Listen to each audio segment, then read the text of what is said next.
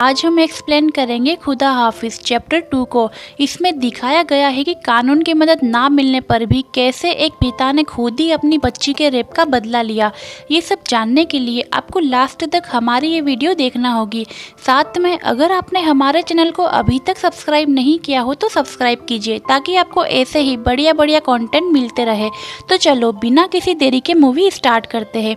Movie की start में हम नरगिस को देखते हैं जो एक बुरा सपना देखकर डर जाती है और सो के उठ जाती है। इस मूवी के फर्स्ट पार्ट में नरगिस को कुछ लोग उठाकर विदेश ले जाते हैं जहां पर नरगिस का बहुत दिनों तक लगातार रेप किया गया था और वही उसे सपने में बार बार डराता है। नरगिस आज तक उस हादसे से बाहर नहीं आ पाई थी, इसीलिए वो अपने हस्बैंड समीर के साथ डॉक्टर के पास जाती है जहां पर वो अपनी प्रॉब्लम डॉक्टर को बताती है। वो कहती है कि उसे बाहर निकलने में भी बहुत डर लगता है और हर कोई उसके बारे में ही बात करता है कि ये वही है जिसका विदेश में रेप हुआ था। नरगिस बहुत ज़्यादा परेशान रहती है। अब डॉक्टर यहाँ उसे समझाने की कोशिश करते हैं और सब कुछ भूलकर न्यू लाइफ स्टार्ट करने का कहते हैं। अगले दिन हम देखते हैं कि समीर उसके फ्रेंड रोहित के घर आता है क्योंकि उसके भाई और भाभी एक एक्सीडेंट में मर गए थे। वहाँ पर वो छोटी बच्ची नंदिनी को देखता है जो बहुत मासूम है। नंदिनी रोहित के भाई की ही लड़की है। रोहित समीर को बताता है कि वह तो अभी सही से सेटल भी नहीं हो पाया है और अब उस पर उस बच्ची की जिम्मेदारी आ गई है, इसीलिए वो उसे अनाथ आश्रम में छोड़ देगा या किसी अच्छी सी फैमिली को देखकर उसे दे देगा। ये बात सुनकर समीर नंदिनी को 7 दिनों के लिए अपने घर ले जाने के लिए रोहित से पूछता है। वो कहता है कि अगर नंदिनी और नरगिस के बीच बॉन्डिंग अच्छी बन गई तो हम नंदिनी को एडॉप्ट कर सकते हैं क्योंकि उन्हें भी एक बच्चे की ज़रूरत है और नंदिनी के इस हालत की वजह से वो बच्चे को कंसीव करने के लिए रेडी नहीं थे। इसीलिए समीर नंदिनी को लेकर घर आ जाता है। वहाँ पर नरगिस को नंदिनी पसंद नहीं आती और वो उसे रहने के लिए दूसरा रूम दे देती है। नंदिनी भी नरगिस से डर डर के रहती थी पर समीर नंदिनी के साथ बहुत ज़्यादा खुश रहता था। ये देखकर नरगिस अगले दिन डॉक्टर के पास जाकर कहती है कि बच्ची तो उसकी होनी चाहिए थी पर उसकी किस्मत ही खराब है, इसीलिए उसे नंदिनी को देखकर गुस्सा आता है। तब डॉक्टर नरगिस को समझाती है कि वह भी तुम्हारी तरह ही एक ट्रॉमा से गुजर रही है, इसीलिए तुम्हें उसके साथ अच्छे से रहना चाहिए। शायद इसीलिए खुदा ने 2 टूटे हुए लोगों को मिलाया है ताकि तुम दोनों अपने अपने दुख से बाहर आ सको। अब नंदिनी को ये बात समझ में आ जाती है और अब वो घर आकर नंदिनी के पास आती है और उसे बाहर खेलने के लिए भेज देती है, जहां पर थोड़ी देर बाद उसे नंदिनी के रोने की आवाज़ सुनाई देती है। जब वो बाहर आकर देखती है तो नंदिनी को एक डॉग ने ज़मीन पर गिरा दिया था और उसने उसके हाथ को भी अपने मुंह में फंसा रखा था। ये देखकर नंदिनी जल्दी से उसको भगाने की कोशिश करती है और वो डॉग अब उसके पैर को भी काट लेता है, पर फिर भी वो उसे भगा देती है और नंदिनी को जल्दी से अपनी गोद में लेकर हॉस्पिटल जाती है और उसका ट्रीटमेंट करवाती है। शाम को इस बारे में जब नरगिस समीर को बताती है तो उसे बहुत बुरा लगता है, पर अगले दिन समीर देखता है कि नरगिस बहुत प्यार से नंदिनी को खाना खिला रही है। अब उन दोनों के बीच बॉन्डिंग काफ़ी ज़्यादा अच्छी हो गई थी। तभी समीर नरगिस को बताता है कि 7 दिन पूरे हो चुके हैं, इसीलिए रोहित नंदिनी को लेने आ रहा है क्योंकि उसे एक फैमिली एडॉप्ट करने के लिए रेडी हो गई है। इस पर नरगिस सैड होकर कहती है कि क्या वो नरगिस को एडॉप्ट कर सकते हैं। ये सुनकर समीर खुशी से हाँ कर देता है। जब ये इस बारे में नंदिनी से पूछते हैं तो वो भी हाँ कर देती है और फिर वो डॉक्यूमेंट सबमिट करने के बाद नंदिनी को एडॉप्ट कर लेते हैं। उसके बाद टाइम गुजरता जाता है और ये तीनों बहुत ज़्यादा खुश रहते हैं। इसी बीच समीर और नरगिस के बीच दूरियां खत्म हो जाती है और वो दोनों साथ में टाइम स्पेंड करते हैं। एक दिन नंदिनी स्कूल की छुट्टी के बाद शोभा नाम की लड़की के साथ आइसक्रीम खाने के लिए जाती है। तभी कुछ लड़के ब्लू वैन में आते हैं और शोभा को किडनैप करके ले जाने लगते हैं, पर नंदिनी शोभा को छोड़ ही नहीं रही थी, इसीलिए वो उसे भी अपने साथ ही ले जाते हैं। वो आइसक्रीम वाले अंकल उसे रोकने की बहुत कोशिश करते पर वो लड़के उसे गन से डरा देते हैं। उन लड़कों में जो मेन लड़का था उसका नाम था बच्चू और वो वहाँ की बहुत ही पावरफुल लेडी समा ठाकुर का पोता था। उसके बाद वो किडनैपिंग के बाद स्कूल के टीचर समीर को कॉल करके बता देते हैं। समीर घबराते हुए स्कूल पहुँचता है और वहाँ पर उसे पता चलता है कि कुछ लड़के उनकी बेटी नंदिनी और शोभा को किडनैप करके ब्लू वैन में ले गए है। इस न्यूज़ को वो एक रिपोर्टर रवि को बताता है और फिर वो इस न्यूज़ को कवर करने के लिए पहुंच जाते हैं। यहाँ पर पुलिस वाले भी इनकी कोई हेल्प नहीं करते। समीर के साथ उस टाइम शोभा का भाई भी था। जब समीर इन्वेस्टिगेशन करने के लिए कहता है तो पुलिस इंस्पेक्टर उसे डांटकर बाहर भेज देते हैं। तभी समीर को आइसक्रीम वाले काका दिखाई देते हैं और वो जब उनसे पूछता है कि क्या उन्हें पता है कि वो लोग बच्चे को किस तरफ लेकर गए थे तो वो हाँ बोल देते हैं। उसके बाद समीर उन अंकल को साथ लेकर उसी तरफ निकल जाता है जहां पर उसे एक शॉप के बाहर सीसीटीवी कैमरा दिखाई देता है और वो लोग उस शॉप ओनर से रिक्वेस्ट करते हैं कि उस कैमरे की फुटेज दिखाओ, जहां पर उन्हें वो ब्लू वैन भी दिखाई देती है और उसे फॉलो करते हुए वो उसी रास्ते पर चले जाते हैं जिस तरफ वो ब्लू वैन भी गई थी। इधर पुलिस इंस्पेक्टर को पता चल जाता है कि वो वैन समा ठाकुर की है, जिन्हें सब लोग ठाकुर जी कहकर बुलाते हैं। इसीलिए वो इंस्पेक्टर अपने सीनियर के साथ ठाकुर जी के पास पहुंच जाता है और इस केस के बारे में सब कुछ उसे बता देता है। तब ठाकुर जी अपने ड्राइवर मुन्ना को कॉल करती है क्योंकि वो वैन मुन्ना ही चला रहा था। वो मुन्ना से पूछती है कि क्या हुआ था। तब मुन्ना बताता है कि बच्चू और उसके दोस्तों ने उन दोनों लड़कियों का रेप कर दिया और इस टाइम वो अपने फार्म हाउस पर है। ये सब सुनने के बाद वो उसे वहीं पर रहने के लिए कहती है और अपने सबसे ज्यादा वफादार आदमी राशिद कसाई को बुलाती है। उधर दिखाया जाता है कि शोभा का तो उन सब ने बारी बारी से रेप किया था और इनमें से एक लड़के रोहन ने नंदिनी का भी रेप कर दिया था। क्योंकि वह बहुत ज़्यादा छोटी थी इसीलिए उसे बहुत ब्लडिंग हो रही थी और साथ ही उसे बहुत ज़्यादा दर्द भी हो रहा था। उधर ठाकुर जी रस्सी से उन लड़कियों को मार के ठिकाने लगाने का कहती है। साथ ही वो बच्चू और उसके दोस्तों को कुछ दिन अपने साथ रखने को भी कहती है। दूसरी तरफ बच्चू उन लड़कियों को लेकर जंगल की तरफ निकल जाता है ताकि वो उनको वहां पर मार सके। जब ये बात राशिद को पता चलती है तो वो भी उनके लोकेशन को मुन्ना से पूछते हुए वहां तक पहुंच जाता है। तभी समीर को ब्लू वैन जलती हुई दिखाई देती है और वो वहां पर पहुंचकर वहां पर खड़े हुए लोगों से हेल्प मांगता है कि वो उसकी बच्ची को ढूंढने में मदद करे, क्योंकि उस वैन में तो बच्चियां थी ही नहीं। ये सभी वही पास में बच्ची को ढूंढने लगते हैं। थोड़ी दूर ढूंढने के बाद समीर को तो शोभा मिल जाती है जो अभी जिंदा थी, इसीलिए वो लोग उसे हॉस्पिटल ले जाते हैं। तभी समीर की नजर अपनी बेटी नंदिनी पर भी जाती है, जिसकी हालत देखकर समीर बहुत ज्यादा रोने लगता है और उसे गोद में लेकर पुलिस वैन के पास आता है। और तब तक वहां पर मीडिया वाले भी आ जाते हैं और रवि उस बच्चे की फोटोज लेने से मना कर देता है क्योंकि उन दरिंदों ने बहुत ही बेरहमी से उनके साथ रेप किया था।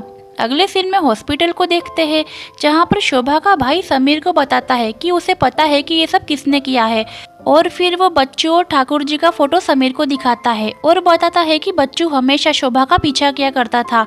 उधर डॉक्टर नरगिस को बता देती है कि वो उनकी बेटी नंदिनी को नहीं बचा पाए क्योंकि उसकी बहुत ज़्यादा ब्लडिंग हो चुकी थी। ये सुनकर नरगिस समीर को बहुत मारती है और फिर उसके गले लगकर रोने भी लगती है। जैसे बहुत सालों पहले उसके साथ हुआ था वैसा ही कुछ उसकी बेटी के साथ भी हुआ है, लेकिन ये दर्द वो मासूम बच्ची सह नहीं पाई और वो इस दुनिया को छोड़कर चली गई। इसके बाद नंदिनी का अंतिम संस्कार किया जाता है। इधर रवि बताता है कि आज भी हमारा देश महान नहीं है क्योंकि जिस देश में इस तरह की घिनौनी हरकत होती है वो देश महान हो ही नहीं सकता। साथ ही पुलिस और पॉलिटिक्स सिर्फ देखते ही रहते हैं। इधर नरगिस समीर से कहती है कि वो उसे छोड़कर जा रही है क्योंकि वो इस दर्द के साथ उसके साथ नहीं रह पाएगी। इसीलिए जब तक वो नंदिनी के रेपिस्ट को मार नहीं देता तब तक वो उसे अपनी शक्ल भी नहीं दिखाएगी। 1 महीना गुजर जाता है और इसी बीच ठाकुर जी उस आइसक्रीम वाले काका को भी मरवा देती है क्योंकि वही इस केस का मेन मुद्दा था। अब समीर जब पुलिस के पास हेल्प के लिए जाता है तो इंस्पेक्टर उसे दिखाता है कि जिस ब्लू वैन की वो बात कर रहे हैं वो तो क्राइम होने के 10 दिन पहले ही चोरी हो गई थी और आई बैटरीज भी गायब है। इसका मतलब ये है कि वो लोग किसी भी तरह से समीर की हेल्प करने वाले नहीं थे। इसीलिए शाम को समीर इंस्पेक्टर के पास जाता है जब वो उसकी चमेली से मिलने घर गया हुआ था। समीर पूछता है कि बताओ ये आइसक्रीम वाले काका कहाँ पर है। इस बात पर इंस्पेक्टर कहता है कि उसको तो ठाकुर जी ने मरवा दिया और अब तुम्हें कभी भी नहीं मिलेगा। साथ ही यहाँ पर इंस्पेक्टर समीर को ये भी कहता है कि जो कुछ भी हुआ तुम उसे भूल जाओ और कौन सा वो तुम्हारा खुद का अपना खून था। और ये भी कहता है कि ठाकुर जी तुम्हें खुशी खुशी 15 लाख रुपए दे देंगे तो तुम किसी और बच्चे को एडॉप्ट कर लेना और इस बार लौंडा ही लेना क्योंकि लड़कियों से सिर्फ नाम खराब होता है। इस टाइप की घटिया बात सुनने के बाद समीर इंस्पेक्टर को बहुत ही बुरी तरीके से मारता है और यहाँ पर उसकी चमेली पुलिस को फोन करके बुला लेती है और समीर को यहाँ पर पकड़ लिया जाता है और फिर उससे कुछ महीने की जेल हो जाती है और कोर्ट से उसे नोटिस मिलता है सेंट्रल जेल का, तो उसे सेंट्रल जेल भेज देते हैं और वहाँ उसे एक अंसारी नाम के क्रिमिनल के साथ रखा जाता है। उधर बच्चों के दोस्तों के फादर परेशान होते हैं कि ठाकुर जी ने उनके बच्चे को कहाँ पर छुपा के रखा है। इस बात पर ठाकुर जी कहती है कि उनके बच्चे जहाँ पर भी है सही सलामत है और उसके बाद ठाकुर जी के अरमान खड़े हो जाते हैं और वो अपने लिए काम करने वाली लड़की तृष्णा को अपने पास बुलाती है और लाइट बंद करने के लिए कहती है। यानी ठाकुर जी को लड़कियों का शौक था और उन्होंने तृष्णा को अपनी प्यास बुझाने के लिए ही रखा था।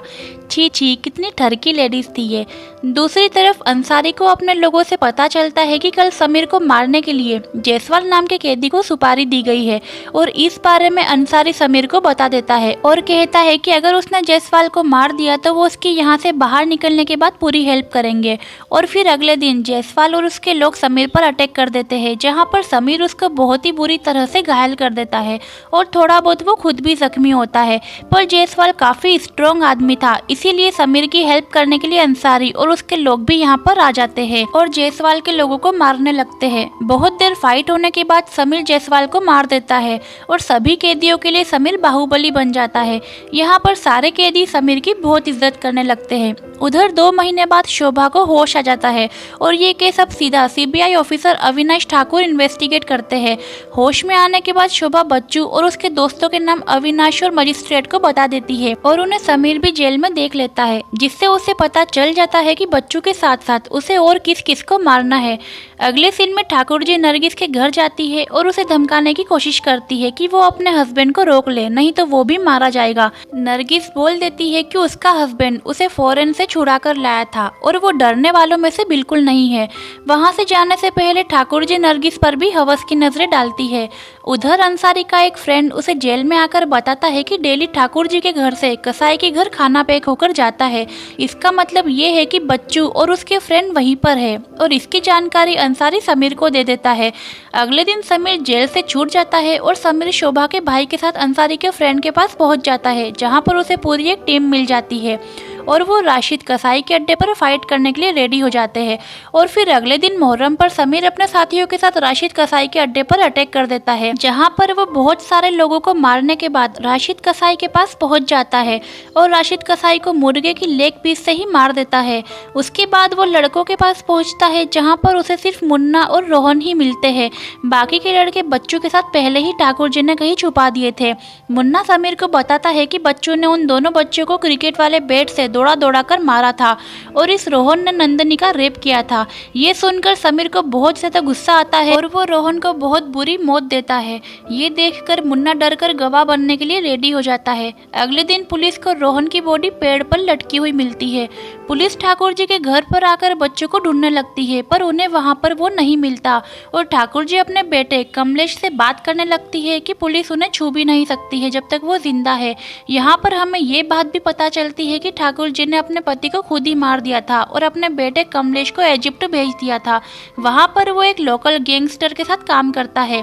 अगले सीन में सीबीआई ऑफिसर अविनाश ठाकुर समीर के पास आते हैं और समीर उन्हें मुन्ना को सौंप देता है, जिसके बाद अविनाश समीर को एक लिफाफा देते हैं जिसमें बच्चू और कमलेश की सारी डिटेल्स थी।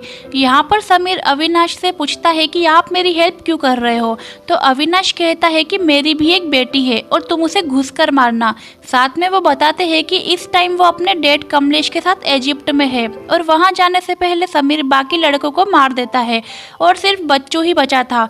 तभी समीर से मिलने नरगिस आती है और उससे कहती है कि उसने बहुत अच्छा काम किया है। उसके बाद समीर शोभा के भाई के साथ इजिप्ट के लिए निकल जाता है और यहाँ पर वो गन भी खरीदता है। फिर उसे माइकल नाम का एक आदमी मिल जाता है और समीर उसे $1000 देके अपने साथ रख लेता है, क्योंकि उसे कमलेश कहाँ रहता है क्या करता है सब कुछ पता था। और फिर मौका देखकर समीर कमलेश के घर पर अटैक कर देता है। समीर यहाँ पर बहुत ज्यादा लोगों को मारता है और फिर मारने के बाद बच्चों की तरफ आता है, पर उससे पहले ही कमलेश अपने लोगों के साथ बच्चों को लेकर वहाँ से भागने लगता है। उसे भागता हुआ देखकर समीर भी उसका पीछा करता है और आगे जाकर समीर उसे पकड़ लेता है और बच्चों को मेन पॉइंट पर बहुत मारता है और बहुत ज्यादा गुस्से में कहता है रेप करेगा और फिर मारता जाता है। उसके बाद बच्चू उसे छूटकर फिर से भागने लगता है, लेकिन समीर उसे फिर से पकड़ लेता है और उसे मार देता है। तभी कमलेश समीर को शूट करने ही वाला होता है, पर शोभा का भाई कमलेश को ही शूट कर देता है। और उधर अपने बेटे और बच्चों की मौत की खबर सुनकर ठाकुर जी टूट जाती है और अपने प्यास बुझाने के लिए तृष्णा को अपने पास बुला लेती है और उसे अपने पास बुलाकर उसमें खोने लगती है। पर तभी तृष्णा इतने सालों का बदला लेने के लिए उन्हें मार देती है। क्योंकि उन्होंने इतने साल तक सिर्फ उसका यूज़ किया था। इधर नरगिस समीर के पास आ जाती है और वो उससे बताती है कि वो माँ बनने वाली है। ये सुनकर समीर बहुत ज़्यादा खुश होता है और लास्ट में हम देखते हैं कि समीर के बंगले के बाहर बहुत सारे लोग समीर से मिलने आए हैं, क्योंकि वो सबके लिए मसीहा बन चुका था और उस एरिया का नया बाहुबली भी। और ये मूवी यहीं पर ख़त्म हो जाती है। तो गाइस, कैसी लगी आपको ये इमोशन से भरी मूवी, कमेंट में ज़रूर बताना। और अभी तक आपने हमारे चैनल को सब्सक्राइब नहीं किया हो तो जल्दी से सब्सक्राइब करो।